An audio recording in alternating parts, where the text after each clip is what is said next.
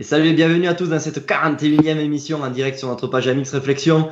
Pour ceux, comme d'habitude, je le répète, mais qui n'ont pas la chance de nous rejoindre en page Facebook, page MX Réflexion, la chaîne MX Réflexion plutôt, ou mxreflexion.com. Voilà, des lives avec Sébastien Tortelli, Valentin Tellier, Olivier Nittard, Thomas Ramette, Stéphane Dassé. Enfin, on a eu tout le gratin du motocross français, voire même sur le sol américain, mais aussi sur le sol pyrénéen, puisqu'en face de moi, j'ai Blaise Abadi. Comment ça va, Blaise? Ça va très bien, comme d'habitude, content de retrouver tout le monde sur un live. Comme tu l'as dit, ça fait de nombreuses semaines qu'on se retrouve et ça fait toujours plaisir. 41e live, 41e soirée dans laquelle on va parler moto, on va parler supercross, on va parler de pas mal de choses et ça me fait plaisir de recevoir notre invité de marque ce soir parce que c'est quelqu'un qui est de notre génération, des années... allez, moi je suis né en 86, donc voilà, j'ai suivi un petit peu la carrière de notre invité, donc je te laisse le présenter, Nico. Mais en tout cas, ça me fait très plaisir de le recevoir ce soir. Eh oui, ça c'était les années 90-2000 avec les baggy, les shorts et les cheveux teintés. Ça c'était le rock. Avec nous ce soir, c'est un des pionniers du freestyle, un des pionniers du freestyle français, en tout cas un ex-pilote de Supercross, champion de France junior en 1990. Il a aussi roulé en Supercross, si je ne me trompe pas, aux US en 1994. C'est le grand The Door, Cyril Porte. Mm. Comment ça va? Merci beaucoup de me recevoir. En tout cas, ça fait plaisir d'entendre toutes vos éloges par rapport à moi, parce que c'est vrai qu'un pilote des années 90, votre génération, c'est pas évident d'avoir suivi un peu tout ce que j'ai pu faire à l'époque. Il n'y avait pas de numérique, mais c'est vrai qu'on n'a pas toujours, les images. Et il m'arrive même des fois, parfois, de croiser des pilotes, qui me posent la question, t'as déjà participé à Bercy? Ah ouais, j'en ai fait quelques-uns aussi. Enfin, en tout cas, voilà. Mais bravo pour ce que vous faites. J'aime beaucoup. Vous êtes sérieux dans votre job et vous le faites avec humour et décontraction et c'est motocross, quoi. Ouais, Ben, c'est merci. cool. Ben. Mm. Vas-y, Nico, pardon. Ouais, ben merci, non, merci pour toutes ces éloges du coup. Mais non, c'est vrai que nous, ouais, génération 90, moi j'ai commencé la moto en 2000. J'étais un grand fan parce qu'en 2000 j'avais quoi, 12 ans. J'étais un grand fan de freestyle et de tout ce que vous faisiez, Manu Troux et Xavier Fabre, toute la clique. Donc c'était vraiment la génération d'or du freestyle, non? T'es d'accord pour dire ça? Ou est-ce qu'aujourd'hui ça te plaît toujours? Ça te plaît toujours autant le freestyle motocross? Bah, complètement. C'est vrai que bon, j'ai pris du recul. J'ai envie de dire qu'on a connu peut-être les plus belles années en tant que pionnier. On était un peu perçus comme des extraterrestres quand on commençait à prendre des rampes et tout ça. Mais non, je continue toujours à suivre. J'étais ce week-end aussi à Lyon. Je suis allé filmer pour faire une édite d'ailleurs pour David Rinaldo et pour Edgar Torrenteras. Ça m'a fait super plaisir de revoir Edgar d'ailleurs. Et oui, je suis toujours autant impressionné par ce qu'ils font, même si bon voilà, c'est plus de notre époque, mais c'est une belle reconnaissance pour nous en tout cas. Et justement, par rapport à cette évolution au niveau du freestyle, est-ce que tu penses que maintenant c'est trop risqué de faire du freestyle ou au contraire, est-ce que tu penses que ces risques sont mesurés par les pilotes et tu aimerais toi te retrouver dans cette génération-là d'aujourd'hui? Ouais, non, je dirais, oui, les risques, ils sont toujours présents. Faut pas rêver avec ce qu'ils font aujourd'hui. Quand je vois David encore ce week-end qui envoie des front flips et tout, voilà, on n'imagine pas. Mais nous, on en a pris des risques. On n'avait pas de bac à mousse, on avait des rampes vraiment qui n'étaient pas adaptées. Voilà, donc eux aujourd'hui. Bon, les risques ils sont plus mesurés parce qu'ils s'entraînent comme des athlètes. Ils raident tous les jours, ils répètent les tricks. C'est devenu plus des gymnastes que des freestylers, entre parenthèses, même si ils ont toujours l'âme des freestylers, mais c'est une discipline à part entière, quoi. Voilà, donc c'est plus du tout comme nous on a pu le faire à l'époque où on était un petit peu, je veux dire un peu à la vie et à la mort. C'était un peu des cascadeurs indirectement, mais voilà, et c'est vrai que ben voilà, ça a porté ses fruits quand on voit ce qu'ils font aujourd'hui. Ouais, Ça exactement. ça t'aurait plu d'arriver à ce moment-là, toi, dans le freestyle, genre là, maintenant, aujourd'hui, en 2018, d'arriver dans ce professionnalisme où tu préfères avoir vécu ce que toi t'as vécu, c'est-à-dire un petit peu, voilà, les racines du freestyle, le freeride et tout ça, les vidéos des racers, on va dire, qui faisaient du freestyle sur les épreuves de motocross, de supercross, pardon. Ouais, complètement. Enfin, ouais, je te rejoins parce que moi j'ai fait du FMX parce que j'ai été pilote de supercross et de motocross, comme vous savez. Bon, j'ai pas eu l'opportunité d'être intégré dans un team pour vraiment percer dans ma carrière sportive. J'ai fait du FMX parce que je voulais retrouver ce côté freeride et ce côté liberté et toutes les contraintes de la race qu'on peut avoir. Donc c'est vrai qu'aujourd'hui j'ai vraiment aimé mon époque, même si ce qu'ils font là, oui, pourquoi pas, mais ouais, je le prendrais différemment. J'ai vraiment fait du FMX pour le côté libre du motocross, quoi. Ouais, mais maintenant, du coup, est-ce que ça t'intéresserait quand même de faire ce qui se fait maintenant, des compétitions de freestyle justement, ou pas? Ouais, bah, j'en ai eu fait à l'époque, hein. C'est vrai que tout de suite, C'était à oui, ça l'applaudimètre à serait. l'époque. Ouais, c'était l'applaudimètre, mais même j'ai connu quand même les premières épreuves, les premiers vrais contests qui ont été organisés à l'IFMXF en Allemagne, hein, où on était jugé. Il y avait déjà des juges et tout ça, hein. J'en ai fait un ou deux, hein, avant que je me blesse. Mais oui, oui, non, mais ça, effectivement, oui, ça m'aurait plu aussi, c'est certain, quoi qu'il arrive, parce que c'est vraiment quelque chose de sympa, quoi. Et justement, aujourd'hui, si on devait revenir à l'heure actuelle, toi, tu choisirais quoi si aujourd'hui tu étais un jeune pilote entre le motocross, le supercross et le freestyle? Voilà, c'est une bonne, c'est une bonne question. Il a dit indirectement que t'étais vieux quand même, hein, Cyril, c'est pas cool. Ouais. Non, non, non, non, mais moi aujourd'hui, je dirais d'abord, commence par faire du motocross, apprends les bases, fais ensuite du supercross, et puis après, tu pourras peut-être faire du FMX. Même si, voilà, enfin, le FMX aujourd'hui, il faut avoir quand même un bagage technique, hein. Quand on regarde tous les freestylers, ils viennent à 80% de la race, hein. Donc quoi qu'il arrive, voilà, si la nouvelle génération, j'ai envie de leur dire, commencez par apprendre à faire du motocross et après pourquoi pas du FMX, ouais. Ouais, mais j'avais envie de rebondir là-dessus, pardon, parce que nous, on a été chez Rémi Visoire, qui est un freestyler quand même assez exceptionnel. Il envoie des tricks énormes. Mais techniquement, en moto, c'est un gars qui a jamais fait de course, ou très peu. Et quand on le voit sur une piste de motocross, on sent déjà qu'il aime pas ça. Et en plus, techniquement, dans la moto, dans les ornières et tout ça, c'est pas un gars qui est très à l'aise, j'ai l'impression. Enfin, Blaise, tu m'arrêtes, hein, si je me trompe, mais c'est le ressenti qu'on avait. Par contre, on a l'impression que c'est une recette de cuisine. Quand il saute une rampe, il demande toujours la distance, l'angle et tout ça. Il est très très précis. Mais à côté de ça, j'ai pas l'impression que le motocross, ça lui a beaucoup apporté. Ouais, c'est vrai, pour rebondir un petit peu sur ce que tu viens de dire, quand on est allé là-bas, on a eu plus l'impression que le freestyle ressemblait à une autre discipline que le motocross, un mélange un peu de gym, de précision sur les sauts, mais simplement ça, que voilà, l'aspect race tel que toi tu le dis, Cyril. Est-ce que tu as ce ressenti que nous on a eu, ou est-ce qu'on se trompe, on n'est pas resté assez longtemps pour voir ça?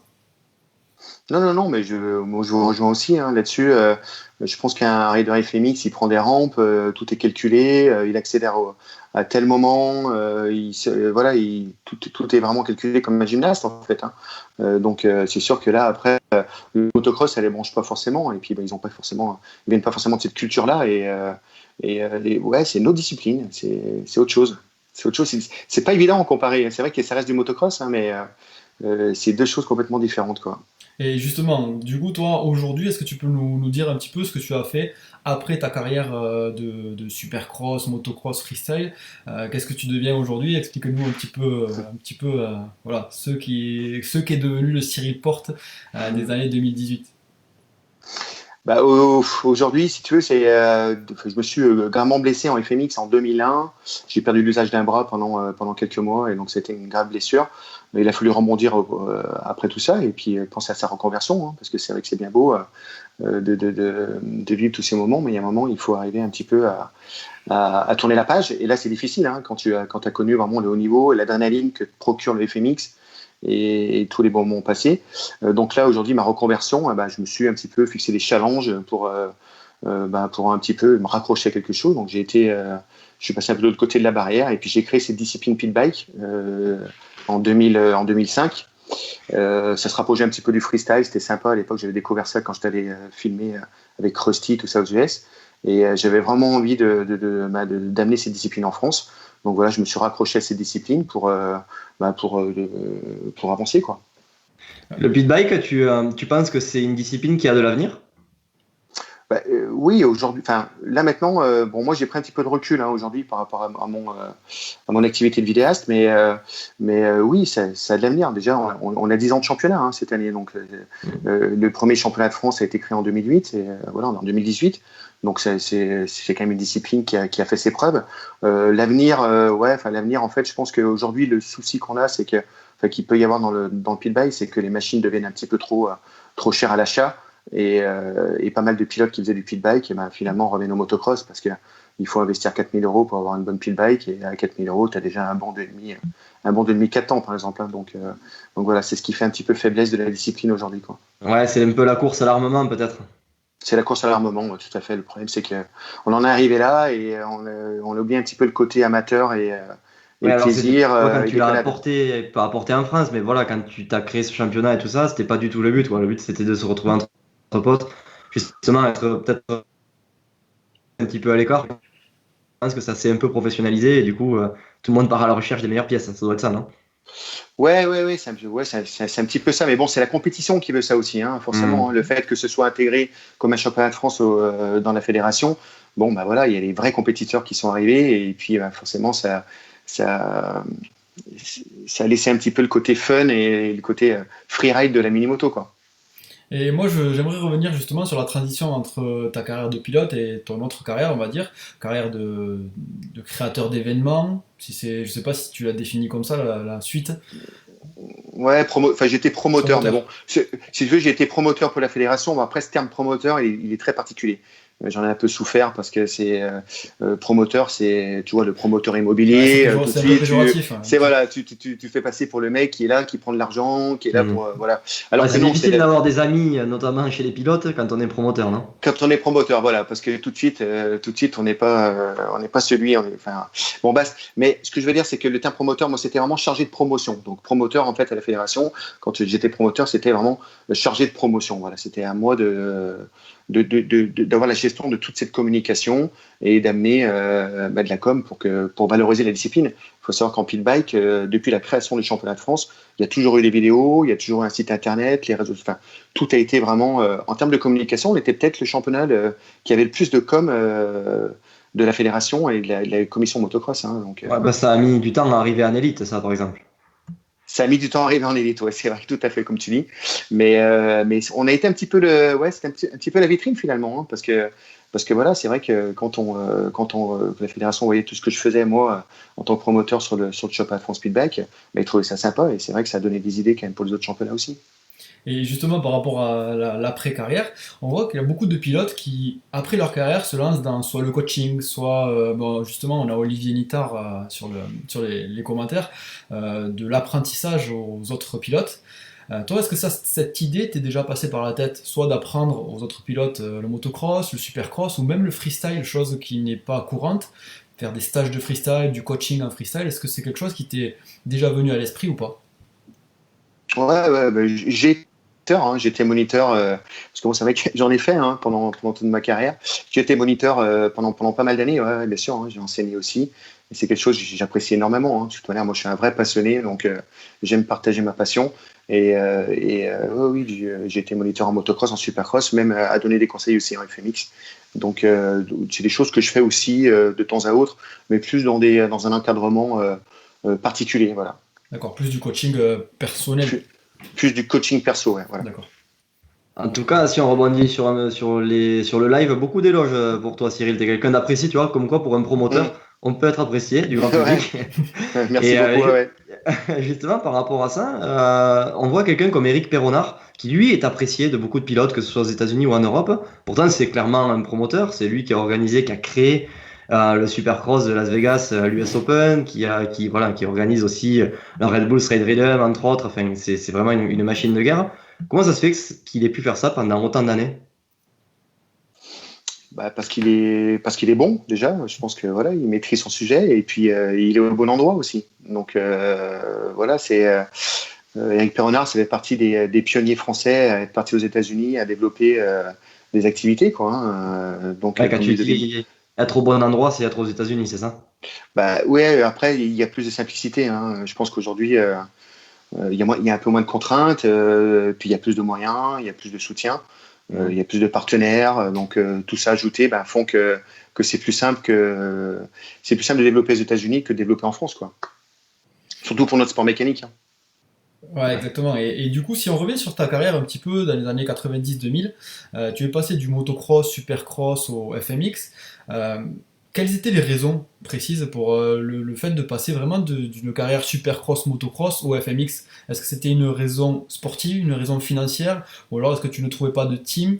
Voilà, quel était ton état d'esprit un petit peu à cette époque-là? C'est une bonne question, ça. Pourquoi? Parce que je trouvais pas de team, hein, ni plus ni moins. Hein. J'ai été bon très jeune. J'étais champion de France junior à 15 ans. À 16 ans, j'étais élite. Je faisais quatrième. À 17 ans, j'étais vice-champion de France Supercross. Voilà, j'ai une carrière vraiment. Je suis monté très haut, très vite, très vite. Avec mon père, c'était difficile financièrement. On avait du mal un peu à s'en sortir. On commençait à faire les grands prix limitrophes, tout ça. Et puis j'ai eu l'opportunité je crois que c'est 94, où Yamaha France était prêt à me prendre officiel en 125. Il y avait Frédéric Boller en 250, moi en 125. Et malheureusement, ça s'est pas fait en février, quoi, en février 2015, donc en début d'année, quand tout était signé ailleurs. Moi, j'attendais auprès de Yamaha, j'avais 18 ans, 19 ans. Je suis monté à Paris avec ma petite sacoche, j'étais fier. J'allais signer Yamaha France. J'allais devenir un peu pilote officiel, c'est-à-dire que là j'avais un mécanicien, j'étais salarié, ouais. Et puis je faisais les grands prix et c'était parti, quoi. Hein. Là je sortais d'une saison où j'avais fait 3 en élite et 2 en supercross. En GP limitrophe, j'avais fait des top 10, donc j'étais bien. Et malheureusement, voilà, quand je suis monté là-haut, on m'a dit non, finalement on te prendra pas en 125 parce qu'on garde tout le budget.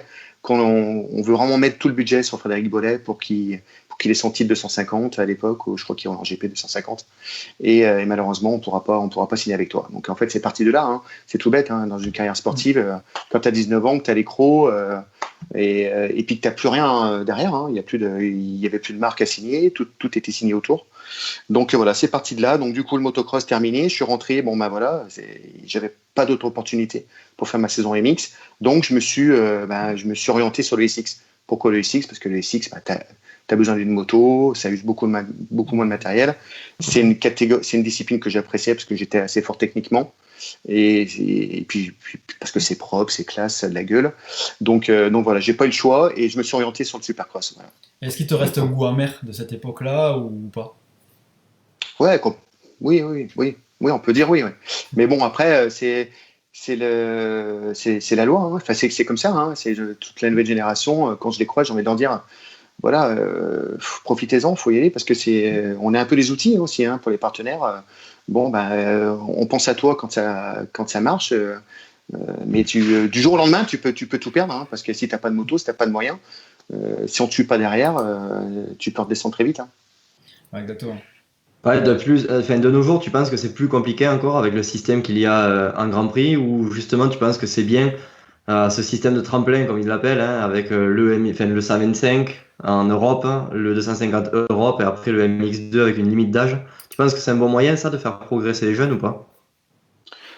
Ouais, c'est bien. Après, moi, je cautionne pas vraiment leur histoire d'être intégré dans un team pour pouvoir participer au Championnat du Monde. Moi, le Championnat du Monde, à l'époque, nous, on y allait, on était plus d'une centaine aux qualifications.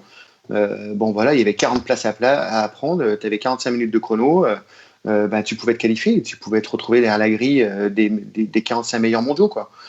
Aujourd'hui, ils sont obligés de faire ça, justement, pour amener un petit peu la nouvelle génération. Hein. Ça, par contre, par rapport à la nouvelle génération, c'est bien. Mais je trouve que c'est dommage qu'il y ait des jeunes talentueux qui n'aient pas forcément les moyens de pouvoir intégrer un team et participer en mondial, quoi. Ouais, faire les grands prix limitrophes comme tu as pu faire toi, ça c'est quasiment impossible aujourd'hui si t'as pas l'argent ou si t'as pas une team de toute façon. Complètement. Hein. Tu peux pas intégrer un team si t'as pas de budget. Donc voilà, nous à l'époque, on pouvait faire les grands prix limitrophes, si on arrivait à se faire remarquer. Si on était remarqué, on pouvait peut-être intégrer un team et pouvoir faire les GP l'année d'après. Donc aujourd'hui ça n'existe plus. Donc c'est sûr que par contre c'est devenu très pro. Hein. C'est vrai qu'on voit la communication qu'ils font, c'est bien, quoi. Ça a de la gueule, mais bon, ça limite un petit peu toute cette nouvelle génération de pilotes doués qui auront peut-être pas l'opportunité d'avoir les moyens pour avancer, quoi. Voilà. Ouais, exactement. Et du coup, toi, par rapport à la carrière que tu as eue, quel est le meilleur souvenir qui te reste si tu devais en sélectionner qu'un seul? Waouh. Il y en a beaucoup. Mais plutôt en freestyle, plutôt en course, en supercross, en motocross, ça serait quoi? Il y en a eu pas mal. Hein. Je dirais en motocross, c'est quand j'ai eu mon titre junior, que j'avais 15 ans. Hein. Juste après, en fait, hein, parce que dans l'année de mon titre junior, je suis allé faire le supercross championnat de France et j'ai gagné une finale alors que j'avais pas 16 ans. Voilà. C'était à Grenoble, hein, donc tu vois, ça c'était un truc exceptionnel. Je me suis retrouvé, je sortais tout juste champion de France junior à 15 balais. J'avais une dérogation par Jean-Luc Fouché à l'époque qui m'avait gracieusement invité. Et c'était vraiment sympa parce qu'il avait vu un petit peu qu'il y avait peut-être moyen que je fasse quelque chose. Et j'étais allé à Supercross à Grenoble au milieu de tous les élites à côté de moi et tout ça. Je pars en tête et je gagne cette finale. Enfin, c'était un truc. Même moi, j'avais du mal à. Voilà. Donc, ça, c'est vraiment un super souvenir. D'ailleurs, je me demande si je ne suis pas encore le plus jeune vainqueur d'une finale, hein, parce que je te dis, j'avais même pas 16 ans. Et puis après, le reste, non, oui. Puis en plus, tu dis parmi les pilotes élites, mais là, c'était des pilotes de calibre mondial à cette époque-là, en plus. Oui, en Supercross, oui, c'était des mecs qui roulaient déjà en mondial, oui, comme tu dis, complètement, hein, qui étaient élites et tout, hein, ouais, bien sûr. Et après d'autres souvenirs, ce sera le FMX. Hein, enfin, en Supercross, j'en ai plein aussi, mais non, ce sera le FMX. Le FMX, ce qui a été vraiment exceptionnel, c'est d'aller faire des vidéos pour Krusty et de se retrouver à côté d'Anna Nicholson et John Freeman, et voilà, parce que moi, je suis un peu d'une culture aussi un petit peu glisse, snowboard et tout ça, donc je suivais déjà leurs vidéos à l'époque. Quand je fais du motocross, j'étais déjà dans le snowboard, je suivais déjà leurs vidéos. Pour moi, Krusty, faire du FMX et se retrouver chez eux à faire des images pour eux, c'était exceptionnel, quoi. C'était un truc. Il y en a tout à l'heure l'oublier. Il y en a qui parlaient dans le live tout à l'heure du Vans Big Air Festival. Je crois qu'il y a eu 2 ou 3 éditions. Moi, j'avais eu la chance d'aller à la seconde, je crois. Et comment tu peux expliquer? Parce que moi, je trouvais ça génial quand j'étais gamin. Alors peut-être que maintenant, je sais pas, je trouverais ça peut-être un peu lourd, mais comment ça se fait que ça n'avait pas marché plus que ça? C'est en termes de public. Hein. En termes de public, le problème qu'on a en France, c'est que ça accroche pas tout le temps. Hein. C'est tout ce qui est freestyle. Faut remplir une salle comme Bercy. Et puis c'est des gros budgets, hein, parce que quand tu vois le Big Air Festival, il y avait quand même du Tony Hawk. Voilà, il y avait un maire en BMX. Enfin, c'était énorme. Tu vois les riders qu'il y avait, même si Vans était partenaire et qui finançait une partie. C'était des petits X Games, quoi. Hein. Ouais, c'était ça. Ouais. Le Xavier Audouard à l'époque, encore une fois, avait fait lancer un concept exceptionnel. Hein. C'est vrai que là-dessus, ça a pas pu. C'était peut-être trop tôt. C'est tout. C'était simplement trop tôt, je pense peut-être. Hein. Mais ça, c'était un beau souvenir aussi. Hein. Et effectivement, quand on est arrivé là-bas, qu'on a vu la première rampe que Mickey Diamond a amené la première rampe dans la salle de Bercy, qu'on a vu ce truc, on dit mais comment on va faire? Mais il faut qu'on saute là-dessus. Tu vois la réception qui est à 28 mètres derrière. C'est des trucs. Ça, c'est des beaux souvenirs aussi. Mais par contre. Ça n'a pas pu, c'est pas pérennisé, mais par contre, les éditions qu'il y a eu étaient belles. Hein. Il y avait du public et il y avait le feu, quoi. Il y avait le feu dedans. Hein. C'était vraiment, vraiment sympa, hein, le concept en lui-même. Et peut-être trop tôt. Voilà. Ouais, maintenant on voit c'est des shows peut-être qui sont remplacés par Nitro Circus. Tu en penses quoi de la bande à Pastrana, ce qu'ils font aujourd'hui? Ah ouais, c'est top. Hein. C'est un super événement, c'est un beau. Et après, voilà, en France, est-ce que ça va marcher? C'est pas évident. Hein. Je crois que les réservations ne tombent pas énormément. C'est un bel événement, mais pour remplir des salles, on n'a pas forcément le public hein, pour ça. Hein. Ça marche en Australie, ça marche aux US et tout, mais par contre, à côté, ce qu'ils font, c'est exceptionnel. C'est vrai que l'avantage qu'il y a, c'est que du grand public, des gens néophytes, ils vont apprécier quoi qu'il arrive, hein, parce que un show sous forme de big air comme ça que tu peux que apprécier quoi. Voilà. Ouais, c'est sûr que Nitro Circus, c'est encore quelque chose de supplémentaire étant donné qu'il y a l'émission télé. C'est des personnes qui suivent sur l'émission. Il me semble que c'est sur MTV si je dis pas de bêtises. Et du coup, ils s'attachent peut-être aux personnages, donc ils vont les voir. Et alors que nous en France, c'est pas autant suivi que peut-être aux États-Unis, en Australie. Donc ça fait quelque chose de supplémentaire qui fait qu'ils vendent encore plus de place. Voilà, complètement. C'est que je pense qu'il n'y a pas la communication entre nous. Moi, j'en ai pas trop vu. Hein. Nitro Circus, c'est ce week-end d'ailleurs, il me semble bien. Il me semble ce week-end ou le week-end prochain. Ouais. Voilà. Donc, moi, j'ai pas vu grand-chose. Hein, sincèrement, j'ai pas vu trop de tapage. Parce que bon, après, je crois, je vais pas dire de bêtises. Hein, je sais pas qui achète ce type d'événements ou si c'est des personnes qui organisent initialement des concerts, qui sont pas forcément dans la moto. En termes de communication, je sais pas. Mais oui, il y a pas. Peut-être qu'ils visent pas du monde de la moto particulièrement aussi. Peut-être qu'ils essayent de l'ouvrir plus au grand public et c'est pour ça que nous, dans notre petite communauté, on voit pas trop passer. Mais bon, c'est vrai que c'est étonnant quand même. Peut-être, c'est qu'ils misent plus grand public sur une communication un petit peu style concert quoi. Voilà. Ouais. Après, nous dans la moto, c'est vrai que j'ai pas vu énormément de com. Et par rapport à la com, justement, on a vu David Vuillemin dans notre live qui nous disait que on est un tout petit sport, le motocross, le supercross, même aux États-Unis, c'est pas si gros que ça. Qu'est-ce que tu en penses, toi, pour promouvoir le sport, justement? Est-ce qu'il faudrait pas arroser les réseaux sociaux? Tu vois, les courses, par exemple, une course comme le Supercross de Paris, c'est limité à une chaîne. Je sais même plus sur laquelle c'était retransmis. C'était Automoto la chaîne. Peu de gens y ont accès finalement. Est-ce que ça serait pas mieux de balancer, tant pis, du gratuit sur Facebook, sur tous les réseaux sociaux, que les gens puissent le regarder? Sur les événements, parce que le souci qu'il peut y avoir, c'est que finalement les gens, ils restent devant leur ordinateur, ils restent devant leur téléphone et puis ils se déplacent plus sur l'événement, quoi. Ouais, tu penses vraiment que ça peut se faire comme ça? Je sais que je crois que c'est le Supercross de Briennon qui est un petit peu cette mentalité-là, ils ont fait un carton quand ils ont fait un live Facebook ou quelque chose comme ça. Et du coup, ils ont eu peur, le président a de suite eu peur, il a dit non, l'année prochaine on refait pas ça, sinon tout le monde va rester devant l'écran et ils vont plus venir chez moi. Moi, je suis pas trop d'accord avec ça. Je pense que les gars qui vont à Briennon, ils iront toujours. Il n'y aura pas de souci. Tous les gars qui vont à la Tremblade, ils iront toujours voir le Supercross de la Tremblade. Et à Paris, c'est pareil. Ça permet juste de toucher plus de personnes, je pense, avec les réseaux sociaux. Mais peut-être je me trompe, hein. Ouais, non, mais après, oui, après je te rejoins aussi, mais ouais, il faut, donc, il y a des choses à faire, c'est certain. Mais bon, maintenant, il faut l'étudier, voilà, il faut. C'est pas évident de prendre des risques, hein, sur ce type d'événement, hein, quand on voit ce que ça coûte. Voilà, il faut pas se planter, hein, mais bon, aujourd'hui, c'est vrai qu'avec tous les outils qu'on a, avec le digital, en communication, avec les vidéos, avec tout ce qu'on peut faire, il y a possibilité, même si les chaînes nationales suivent pas forcément notre sport, nous, dans les réseaux sociaux, bien sûr, on peut faire encore plein de choses, hein. Ouais, exactement, et c'est vrai que vous êtes là pour ça, hein, vous êtes là pour ça. Ouais, nous... t'as vu, et nous, on fonctionne avec Skype et un studio. Tu verrais la gueule de ce que j'ai devant moi. Moi, j'avais une question pour toi, Cyril, par rapport à ta carrière. Est-ce que une carrière comme la tienne, en ayant eu une petite bonne carrière, on va dire, en motocross, en supercross et en FMX, est-ce que cette carrière-là t'a permis de t'assurer une retraite convenable? Nous, on était peut-être dans la meilleure époque, les années 90. Les années dorées, quoi. Ouais, les années dorées. Bon, on n'a pas gagné de l'argent comme un footballeur, hein, loin de là. Ouais. Mais non, mais c'est vrai qu'à l'époque, avec les Bétis ou Bélisco, tout ça, je recroisais encore Thierry sur les courses de sable, hein, parce que je filme le championnat de France des sables pour Team Wonderback. Et ces deux fils roulent sur le championnat. C'est marrant, je retrouve tous les anciens pilotes. Et on en parlait, on disait, c'est vrai que putain, ouais, à l'époque, on arrivait à gagner un peu plus d'argent et on avait beaucoup, beaucoup de supercross. On avait des supercross quasiment presque tous les week-ends, tout l'été, quoi. Donc, on arrivait à faire un supercross le vendredi, le samedi, et même le dimanche, on partait faire des cross inter. Donc, t'imagines le truc, c'était, ouais, il y avait c'était plus intéressant. Ouais, c'est sûr. Beaucoup plus intéressant financièrement que maintenant, quoi. Beaucoup plus intéressant financièrement que maintenant, ça c'est sûr. Au niveau du freestyle aussi? Au niveau du freestyle, non. Bon, je pense que nous, je sais à peu près ce qu'ils prennent en prime de lait. Non, mais bon, non, pas forcément en freestyle. Parce que bon, c'était pas encore, on n'était pas très nombreux, non, pas forcément, mais bon, voilà. Mais c'était plus intéressant. Mais bon, par contre, il faut quand même, c'est pas forcément ce qui nous fait vivre aujourd'hui, hein. Il a fallu vivre d'autres choses aussi, hein. Faut pas rêver, hein.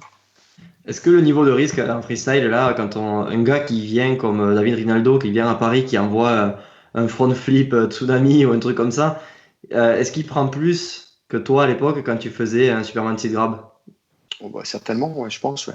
Enfin, j'espère pour lui, surtout. J'espère que ouais, voilà, ma question c'était en gros, est-ce que les risques payent? Ouais, c'est justifié, ouais, ce qui est logique, hein, sincèrement. Après, voilà, je pense qu'ils sont coachés, ils ont des managers, voilà, et puis ils ont des assurances aujourd'hui, hein. Il faut savoir que leur assurance leur coûte cher. Nous à l'époque on n'était pas forcément assurés, hein, donc parce qu'on trouvait pas d'assureur, ni plus ni moins, hein, par rapport à ce qu'on faisait, personne voulait nous assurer. Donc là ils ont des assurances en Angleterre ou je ne sais plus, et qui leur coûtent quand même pas mal d'argent. Donc après voilà, il faut ils ont quand même des frais indirectement, et puis ils prennent des risques, et puis c'est justifié, quoi. Voilà, ce qui est normal. Donc après quand ils viennent faire une démo, ils ont un start money et puis après ils demandent des options supplémentaires par rapport à ce qu'ils vont balancer, quoi. Voilà, s'il fait un front, il demande un plus temps. S'il fait un double flip, il demande un plus temps, etc. Voilà comment ça ils arrivent avec un menu et le promoteur choisit ce qu'il veut. Il choisit ce qu'il veut. Voilà, il choisit ce qu'il veut manger. Voilà. Et je vois qu'on a beaucoup d'anciens sur le live en commentaire. On a beaucoup d'anciens pilotes. Deuxième coup de vieux. Ouais, d'anciens pilotes, d'anciennes paires de pilotes. Et toi, est-ce que tu fais partie de ceux qui disent que c'était mieux avant ou pas? Ah, c'est les nostalgiques, les vintage. Ouais. Mais nous c'était toujours mieux. Nous, non, mais non, c'était notre génération. Mais après, sincèrement, hein, sans faire l'ancien, machin, oui, c'est les années 90, c'était des belles années. C'était des très belles années. Pour le motocross, hein, on le voit d'ailleurs, hein, sur Insta, il y a des pages, tout ça, il y a plein de choses qui ressortent et c'est vrai que ça a été des très belles années. Quand tu vois les Bercy auxquels on participait à l'époque, tu vois les pilotes qu'il y avait il y avait tous les meilleurs pilotes mondiaux, quoi. C'était exceptionnel. Ça mettait le feu quand on voyait un Jérémy McGrath faire la finale du Supercross et venir aussi au contest freestyle, passer un knack-knack, c'est vrai que ça mettait quand même le feu. Un pilote comme ça faire ça. Mais complètement, ouais. Ça c'est un beau souvenir aussi. Moi, en 96, quand j'ai commencé à faire, on appelait ça les démonstrations. Démonstrations, exactement. Démonstrations, voilà quoi, démonstration, et que je suis arrivé là-bas avec JT à l'époque, il m'avait prêté le premier baggy, que j'ai mis mon baggy et que les mecs me disaient mais qu'est-ce que tu fais avec ton pantalon de boue là. Enfin voilà, qu'on était un petit peu des petits pois sauteurs. Les mecs venaient l'organisation, bon allez les gars, c'est bon là, allez-y vite, il y a une entracte, allez occuper un petit peu la scène et tout. Donc voilà, on faisait des démos et c'était sympa. Et justement, et les pilotes comme McGrath s'y prêtaient. Et moi, quand je faisais mon premier knack-knack sur les jeux de McGrath, waouh, c'était super, quoi. C'était fabuleux. Donc c'est vrai que c'était sympa. Moi, c'est des belles années. Mais ce qui se passe aujourd'hui, c'est très très beau aussi. Et du coup, maintenant, aujourd'hui, alors que tu es plutôt dans la partie vidéo, explique-nous un petit peu en quoi ça consiste, un peu ton quotidien aujourd'hui. Aujourd'hui, j'ai laissé de côté la partie promotion, donc la partie promotion du Pitbike. Et j'avais repris aussi le Championnat de France Vétéran, parce que le Championnat de France Vétéran était un petit peu à la traîne. Hein, il y avait eu qu'une date d'organiser il y a 2 ans. Donc j'ai souhaité un petit peu relancer tout ça en tant que vétéran, hein, parce que voilà, je voulais que ce soit un championnat qui prenne un peu d'ampleur. Donc j'ai repromotionné tout ça. Donc là, ça marche très bien. Donc j'ai demandé à la fédération de laisser le côté promotion de côté et puis pour me concentrer davantage dans la vidéo. La vidéo, c'est quelque chose qui me passionne depuis les années freestyle, hein, parce que c'est vrai que dans le freestyle, il faut savoir qu'on était intégré plus dans le milieu de la glisse que du motocross. Donc dans le milieu de la glisse, forcément, on faisait des glisses expo, on était avec des skieurs, avec des snowboarders, etc. Il y avait déjà beaucoup de vidéos aussi à l'époque. Donc voilà, c'est quelque chose qui m'a toujours passionné. Et aujourd'hui, voilà, je suis vidéaste pour la fédération et puis pour d'autres particuliers ou teams. Et c'est quelque chose qui me passionne. J'ai encore beaucoup de choses à apprendre.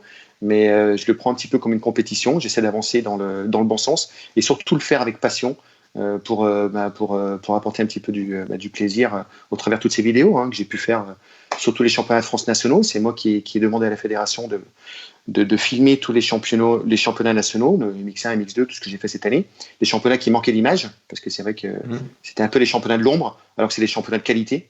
Ça roule super fort. Enfin, moi, je me suis régalé. Et donc voilà, j'essaie toujours d'amener un peu d'image en tant que vidéaste, mais surtout en tant que passionné. Voilà. C'est surtout comme ça qu'il faut arriver à comprendre. Je fais pas ça forcément pour le business. Hein. C'est vraiment quelque chose qui me passionne et voilà. Donc il faut que ça continue. Ouais, c'est bien. Et si on parlait du 2 temps, vas-y. Je pense aussi, je suis tout à fait d'accord avec toi qu'il faut que ça continue. Il y en a pas mal de personnes qui se mettent à la vidéo, qui font des vidéos de très très bonne qualité. Je vois en commentaire, on a Raphaël Soz qui fait des très belles vidéos. On a Clément Segade. Oui. Clément Segade, un gars qui travaille avec nous, qui fait des vidéos magnifiques aussi. Et c'est vrai que ça apporte énormément au sport d'avoir cet angle. Comme les anciennes vidéos de skate là, qui étaient très magnifiques, enfin très, très magnifiques, je vais essayer de parler français, mais qui étaient tout simplement magnifiques. Voilà, et c'est ça, le fait de le reporter dans la moto, d'avoir cet angle différent du vidéaste, je pense que ça met en avant le sport d'une manière différente. Ça l'expose beaucoup mieux pour quelqu'un qui est complètement novice et voilà, qui pensait que le motocross était simplement quelques figures. Voilà, c'est plutôt esthétique et je pense que ça apporte beaucoup le fait qu'il y ait des très bons vidéastes à notre sport. Complètement. C'est positif. Complètement. Puis pour moi, c'est des exemples. Hein. Si Raphaël nous suit et tout, ce qu'ils font, c'est fabuleux. Hein. C'est des artistes. Hein. Aujourd'hui, ils arrivent un petit peu ils transforment notre discipline en cinéma. Hein. Quand on regarde un peu toutes les vidéos qu'ils font, et c'est ce qui apporte de la qualité et qui amène un petit peu de l'image pour sortir un peu du côté motocross, la boue, etc. Le truc un peu, voilà quoi. Ça valorise et puis non, mais il y a vraiment des prestataires de talent que je suis. D'ailleurs, j'en prends souvent aussi exemple parce que il y a une partie que je connais et d'autres non, mais voilà, c'est important. Voilà, il faut vraiment persévérer sur la vidéo parce que c'est ce qui valorisera notre sport et puis c'est un sport d'image. Et il y a tellement de choses à faire et tellement de belles actions, tellement de bons pilotes à mettre en avant que voilà, il faut se concentrer là-dessus. Ouais. Exactement. Tu aimerais revoir des 2 temps en piste, Cyril ? Les 2 temps, ouais, j'avais lancé juste un petit message sur ma page Facebook comme ça rapidement. Je m'étais dit pourquoi pas Supercross de Paris, faire une catégorie de demi de temps. C'est un peu la tendance. Comme Red Bull a fait il y a quelques semaines, quoi. Ouais, voilà, il faudrait. Hein. Après, c'est pas évident. Est-ce qu'ils vont tous vouloir rouler sur le 2 temps? Bon, mais oui, il faut que ça revienne un petit peu. Ça manque un peu quand même, comme vous étiez à Paris. Je pense que Supercross, j'étais pas sur place, mais un petit peu de 2 temps, un peu d'odeur de synthèse, ça aurait été bien aussi. Ouais, nous, on pensait plutôt, tu vois, les 125 justement pour promouvoir et les jeunes et le 2 temps. Ça peut être pas mal, ça aussi.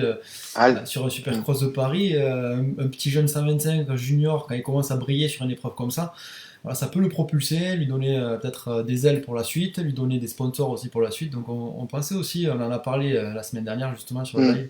On pensait que ça pourrait être une judicieuse idée.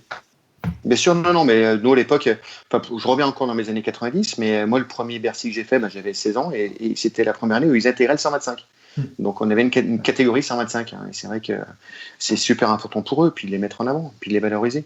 Et en plus c'est beau, parce que ça attaque. Ah, exactement. Et c'est vrai que le 2 temps là-dessus, quand on voit l'en 4,5, c'est attention, moi je respecte énormément, ça a la classe, mais au bout de 3-4 tours, c'est posé et c'est quoi, ça se répète. Il y a moins d'erreurs en fait, les motos pardonnent plus et on le voyait à la Red Bull Train Rhythm, dès qu'ils se loupaient et particulièrement les 125, ça devenait très très compliqué, quoi. Voilà, c'est un peu ce que nous on a vécu à l'époque en 2,5 temps. Quand on roulait à Bercy sur des petites pistes, une terre un peu molle, il y en avait 15 qui pouvaient gagner, quoi. Tu te mettais court sur un enchaînement, le tour d'après t'étais 5, quoi. Ouais, tu vois, t'avais pas le droit à l'erreur et c'est un peu ce qui fait le charme du 2 temps. Et c'est vrai qu'aujourd'hui ça manque un peu, mais bon, il y a pas de raison que ça revienne pas, c'est bien parti pour. Ouais, mais après c'est compliqué peut-être, non, pour des marques comme Honda, Kawasaki qui font plus du tout de 2 temps. Peut-être ils freineraient, non, ce mouvement si jamais il y en avait un. Alors ça après ouais, je pense que là c'est plus en termes de business, ça peut être. Tu vois, Roxanne par exemple, limiter, c'est quelqu'un qui aimerait participer à la Red Bull Train Rhythm. Par contre, derrière Honda, ils vont dire, mais attends, on n'a aucun intérêt à ce que tu y ailles, on vend plus de 2 temps, c'est un risque pour toi que tu te blesses. Je pense qu'ils doivent le freiner un petit peu, ce genre de choses. Et je pense que les marques japonaises qui font pas de 2 temps, ça serait compliqué. Ouais, mais c'est vrai qu'il y a cet aspect-là aussi. Malheureusement, oui, on n'a plus de 2,5 temps chez toutes les marques non plus, effectivement. On a un commentaire Ludo qui nous pose une question justement pour toi, Cyril. Alors je sais pas si tu pourras y répondre, mais il demande si le championnat de France de pitbike va être un peu laissé de côté ou si quelqu'un de motivé va prendre la relève. Est-ce que tu as une idée toi ou pas? Le championnat de France pitbike, il va perdurer. Aujourd'hui, il est entre les mains de la fédération, donc là ils sont en train de voir pour le calendrier. Donc il va être géré comme tous les autres championnats en fait. Il y a ni plus ni moins, il y a plus de promoteurs, donc il y a plus une espèce de communication qui est gérée par moi-même. Mais il va perdurer. Il y aura un championnat, il y aura des dates, donc il n'y a aucune raison qu'il s'arrête. Non, c'est juste que peut-être on le verra un petit peu moins se passer s'il y a plus de communication comme tu as pu le faire. Oui, il y aura un petit peu moins de retours mais bon, aujourd'hui c'est une volonté de mettre à part égale un peu tous les championnats, quoi. Ouais. Et niveau championnat vétéran, nous on a vu à Gimont cette année qu'il y avait le championnat 3AS Racing. C'est quoi? C'est un championnat concurrent du championnat de France vétéran ou c'est quelque chose qui peut. Est-ce qu'il y a de la place pour les deux championnats? J'ai pas forcément suivi ça, mais après, bon, oui, je crois que c'est des championnats de zone, il me semble, peut-être. Non, par vétéran, en plus, pardon, je confonds un petit peu. Ouais, c'est moto ancienne. Voilà, c'est moto ancienne. Plutôt moto ancienne. Moto ancienne, d'accord, ok. Ouais, mais ça, non, bref, il n'y a pas forcément de. Non, je pense pas que après, plus il y a de championnats, mieux c'est. Comme j'ai toujours dit, même dans le pitbike, je disais, plus il y a de compétition, plus il y a de pilotes. Donc il n'y a pas de raison. Par contre, il faut pas qu'il y ait des concurrents de dates, quoi. Voilà, faut simplement essayer de pas concurrencer les dates des championnats de France majeurs, quoi. Ouais, exactement.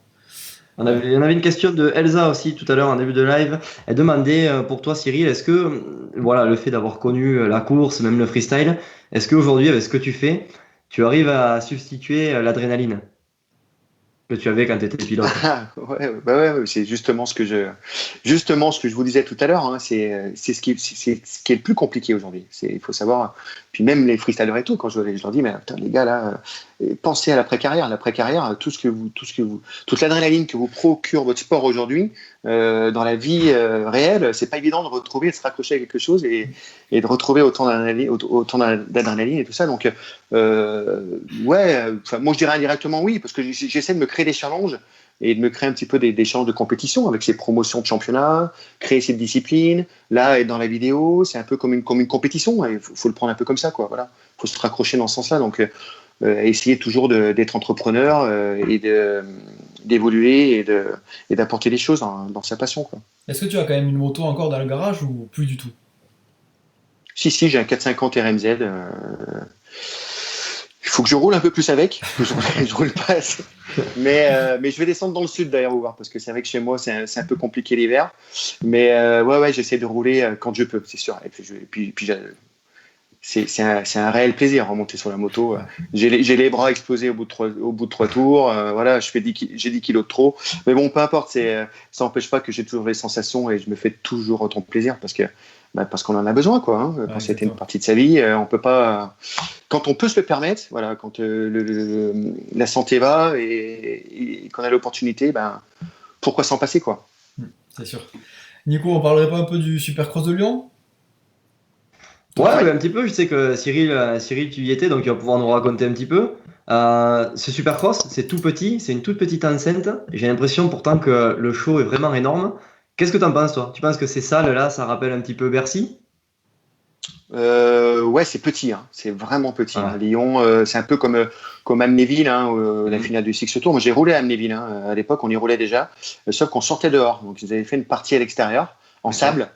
Ils l'ont organisé, je crois que ça a été organisé pendant 2 éditions, parce que le souci qu'on avait, c'est dès qu'on sortait dehors, s'il pleuvait en mois de décembre, tu imagines le truc, hein, on se retrouvait dehors à tirer les roll-off, on rentrait dans la salle, on voyait plus rien, la buée dans les lunettes, enfin, c'était une catastrophe.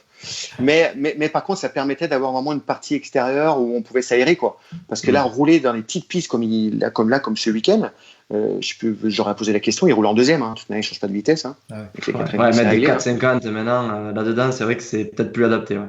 Ah, c'est vraiment petit et après ils font attention, hein, il faut qu'il y ait des épreuves, ils font ce qu'ils peuvent. Hein, je veux absolument pas rejeter la pierre sur les organisateurs ou la promotion, tout ça, loin de là, parce que malgré tout, ces petites salles, on voit le travail que fait Cédric et tout sur la piste et tout, c'est chapeau parce que tout intégré, sachant qu'en plus là il y avait le FMX, il y avait 4 rampes. 4 rampes au milieu quand même, donc c'était encore plus difficile. Donc, mais oui, c'est particulier, c'est presque plus petit que de l'Arena. Hein. C'est des salles comme Lyon, c'est petit. Et c'est vrai que pour les pilotes, c'est handicapant parce que moi j'ai suivi Valentin je lui ai fait sa vidéo là ce week-end et comme il disait, c'est vrai que c'est une épreuve où tu peux tout perdre, quoi. Parce que tu loupes ton départ, tu bouffes ta finale, hop, ton championnat il s'en va là. C'est pas évident. Hein. Mais bon, c'est ce qui fait un peu la qualité du championnat aussi. Hein. Il y a tout. Hein. Toi, j'étais à Paris. C'est varié. Là, ils sont à Genève, sur une super piste hyper longue et tout. Donc, c'est là-dedans qu'on voit les meilleurs pilotes. Hein. C'est ceux qui savent le plus s'adapter. Voilà. Et du coup, au niveau du show, nous, on n'y était pas. C'est pour ça qu'on te demande ça. Au niveau du show, de l'ambiance, est-ce que c'était relativement bien par rapport aux plus grosses épreuves ou est-ce que tu n'as pas vu de différence? L'ambiance est toujours bonne à Lyon. Hein. Il y a un public vraiment moto. Non, l'ambiance était top. La salle était pleine le samedi. On a vu qu'il y avait du lourd aussi en freestyle. Et en FMX, ça envoyait vraiment du lourd. Ouais. C'était c'est au niveau du show en lui-même, c'est vraiment un bel événement parce qu'il y a un public qui est réactif. Il y a Maxime Martin au milieu qui est toujours à fond. Donc il y a les freestylers qu'il faut. Et c'est vrai que ce qui crée cette ambiance. Autant la salle est petite et la piste est petite pour les pilotes, mais par contre ça fait l'ambiance un peu chaudron, quoi. Le public est vachement proche de la piste et c'est vrai que ça rappelle un petit peu nos années Bercy, quoi, directement, hein, ce type de salle. Voilà. Et donc l'ambiance est bonne pour ça. Et sur la piste, quel pilote t'impressionne le plus en ce moment en France? Alors là, pour tout dire, quand je filme, je suis derrière la caméra et je vois pas grand chose. Ouais. Je vois pas grand chose, c'est que dans mes rushs. Je me dis putain, ouais, lui il est bien passé, là, peut-être lui il roulait bien. Donc j'ai pas le temps vraiment d'analyser tous les pilotes, voir un peu leur roulage. Mais non, il y a une très bonne génération qui arrive derrière. Ils ont tous un super bagage technique. Enfin voilà, moi j'ai Valentin, j'adore. Honda, c'est classe. Subaru, enfin voilà. Non, il y a une belle génération aussi qui arrive en 250 avec le petit Tomado et tous les autres pilotes que j'oublie derrière parce que j'ai pas encore tous les noms en tête. C'est Julien Rossani, c'est un gamin de chez nous qui a fait 2-2 sur les 200. Ah oui, voilà, qui roulait. Il a bien roulé, avec un KT assez grand. D'accord. Ouais, très bien roulé. Et puis grosse progression, il s'est entraîné, le Supercross, il adore ça. Et c'est vrai que là, faire 2-2 à ce niveau-là, c'est pas mal. Ouais, tant pis. En plus, les X2, tu sens que c'est un nouveau pilotage. Ils sont super stylés, ils scrubbent. Donc, dans les pistes comme ça, tu vois vraiment la différence. Tu vois vraiment la différence des nouvelles générations et du pilotage d'aujourd'hui, quoi. Et quand tu filmes, il y a des pilotes avec qui tu préfères travailler. Là, tu parlais de Valentin Tellier, par exemple. Je suppose que c'est un bon modèle, non? Ouais, après, c'est de mon initiative.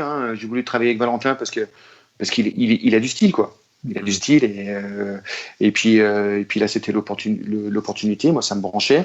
Après il y a plein d'autres pilotes avec qui je pourrais travailler. C'est au contraire. Je pense qu'il y a plein de choses à faire là-dessus. Le jour où tu veux faire des rushs en enduro, il y a Nico qui vient de se mettre en enduro, donc lui il a du style, il a rien du style. Donc... Et si avec dans tes rushs tu peux arriver à faire Whip et Blaze, ça serait pas mal aussi parce que bon, tu le regardes en vrai, il n'y arrive pas de travers les vidéos, c'est peut-être ça qui manque. Ouais, mais en image, on peut avec les slow motion et tout, on arrive toujours à faire des choses bien. Ah ouais. Bon, Nico, est-ce que tu nous. L'avantage avec moi, c'est que t'as pas besoin de la slow motion. Je suis en slow motion tout le temps, moi. T'as pas besoin de mettre la fonction. Est-ce que tu nous parlerais pas un peu de la question du jour, Nico? Oui, je voyais. Cyril Porte, il attendait depuis les années 90 la question du jour, la fameuse question du jour, présentée par les magasins CBO à Toulouse et Agen, cbogroup.com ou .fr. Je sais pas, je suis désolé, à chaque fois je le note et j'oublie, mais c'est pas grave. Tapez CBO sur Google, vous allez tomber soit sur nous, soit sur les magasins CBO et Hate Racing aussi. Vous le savez, les gars, si vous n'avez pas une belle déco Hate Racing, vous ne gagnerez pas, c'est aussi simple que ça. Et la question du jour, elle arrive enfin. C'est pour toi, Cyril, on en a un petit peu parlé, mais à ton avis, comment communiquer pour attirer du monde sur un événement ? C'est quoi la meilleure solution pour un club, on va dire, mais pas forcément au niveau Supercross national et tout ça, mais pour un club qui organise chaque année, à ton avis, c'est quoi la meilleure communication pour attirer du public ? C'est les réseaux sociaux, ni plus ni moins. C'est d'être présent sur les réseaux sociaux aujourd'hui et puis faire la vidéo. Après, la vidéo, moi je suis bien passé pour en parler, mais effectivement, dans la vidéo, tu vas faire des très belles choses. Après, il faut avoir le matériel. Mais même déjà avec un téléphone, avec un smartphone, tu peux faire plein de choses. Donc faut être présent et actif. Et puis faut parler, il faut faire un peu de l'inside. Il faut mettre de l'image avant l'événement. Il faut il faut de la matière, quoi. Faut de la matière. Faut une personne responsable de communication, ni plus ni moins. Ça peut être un bénévole, un mec que ça branche, qui est bien branché là-dedans, et puis ça aide et ça fonctionne. Mais il faut vraiment utiliser ces outils de communication. Nous dans les années 90, on aurait eu ça, mais c'est exceptionnel, moi, sincèrement. Il y aurait eu ça et Tinder, ça aurait été un truc de fou, le freestyle. Ouais, complètement, ouais. Et du coup, on a Renaud aussi qui nous parle qui nous parlait tout à l'heure. C'est vrai que je l'ai sauté un commentaire de la photo aussi. C'est vrai qu'on n'oublie pas la photo, mais on a d'excellents photographes, on a des personnes qui se professionnalisent dans ce domaine-là. Photo, vidéo, le mix. Est-ce que tu penses, toi, que la vidéo est plus impactante que la photo au niveau toujours pareil, au niveau de cette question, c'est-à-dire pour attirer du monde sur un événement? Moi je dirais la vidéo est toujours plus parlante. Maintenant en photo on peut faire des super trucs. L'idéal c'est d'avoir les deux, ni plus ni moins. Mais bon, la vidéo ça parle plus quand même, je pense. D'accord. C'est plus vivant, quoi. Bon. Et on a parlé de photos, de vidéos, on n'a pas parlé de lecture et d'écriture, Blaise. On a quand même écrit un livre. Il faut prendre cocher ça. On pourra dire on a écrit un livre. Ouais, exactement. Bravo d'ailleurs, c'est top. Je serai le premier acheteur. Il est dispo, non, sur Amazon là. À partir de demain, il faut partir de demain. Parce que j'ai commencé à lire les extraits et c'est fabuleux. C'est fabuleux. C'est fabuleux. Ouais, c'est fabuleux. Puis on s'y retrouve dedans. Puis c'est bien, c'est avec humour. Non, c'est bien dit. Puis c'est du vécu. Voilà, et puis c'est tout à fait vrai. Donc c'est bien. Bravo. Le premier chapitre, on l'a fait à notre place, c'est vraiment sympa. Premier chapitre, on a un peu taclé le FMX, mais c'était bon enfant. Faut pas... Ouais, non, mais bon, après, je pense qu'il y a certains points qu'il faut prendre au deuxième degré. C'est pas non plus. Même à prendre au second degré, il faut pas se vexer, il faut pas le prendre sur soi, il faut justement, à la rigueur, se projeter sur certains articles et d'autres se dire, oh là, mais qu'est-ce qu'ils sont cons, ceux-là. Et voilà. Ouais, comme tu disais Nico, donc demain aux alentours de 19h, on mettra le lien pour commander le livre. Donc si ça vous intéresse, regardez l'extrait et si vous êtes intéressé, vous aurez le lien pour le livre format papier et format numérique. Donc voilà, deux formats, celui qui vous intéresse le plus, vous pourrez investir, soit pour vous, soit pour un proche, pour un cadeau, ça peut être toujours intéressant. Donc voilà. En tout cas, merci à toi, Cyril, de nous avoir accordé un peu de temps, de nous avoir parlé un petit peu de ta carrière. Ça fait plaisir de revenir sur ce que tu as vécu, un petit peu comment tu l'as vécu, vraiment en te demandant à toi personnellement, pas en liant par l'intermédiaire de journalistes. Donc ça fait plaisir, ça fait chaud au cœur, et surtout que on t'a suivi quand même dans ta carrière. Donc c'est intéressant, c'est vraiment bien. Merci beaucoup, hein. C'était intéressant aussi de mon côté, et puis c'est vrai que c'est jamais évident, hein. Après on peut pas non plus toujours se livrer comme ça, et puis c'est l'occasion, et puis c'est continuer, tout ce que vous faites c'est bien, et ça sera avec plaisir, et puis peut-être aller rouler ensemble sur vos beaux circuits dans votre belle région, hein, parce que chez vous, vous avez de quoi rouler, hein, vous avez des belles pistes, hein, le sud-ouest, c'est mais à part toi, hein. je crois que dans le sud-ouest, à part toi, on a tous les créateurs de pistes de la galaxie, hein, parce qu'on a Louis Carré, on a Bams, on a Cédric Lucas, ils sont tous chez nous. Il y a de quoi faire. Non, mais c'est le chef du motocross chez vous. Je dirais, et bien quand tu veux. C'est une belle région motocross. En tout cas, merci beaucoup. Merci. Continuez. Merci beaucoup. Merci à toi. À très bientôt. Bonne soirée à tout le monde et à très bientôt sur un prochain live, la semaine prochaine, sur MX Réflexion. Allez, merci. Bientôt, ciao. Allez, merci. Salut. Bonne soirée tout le monde.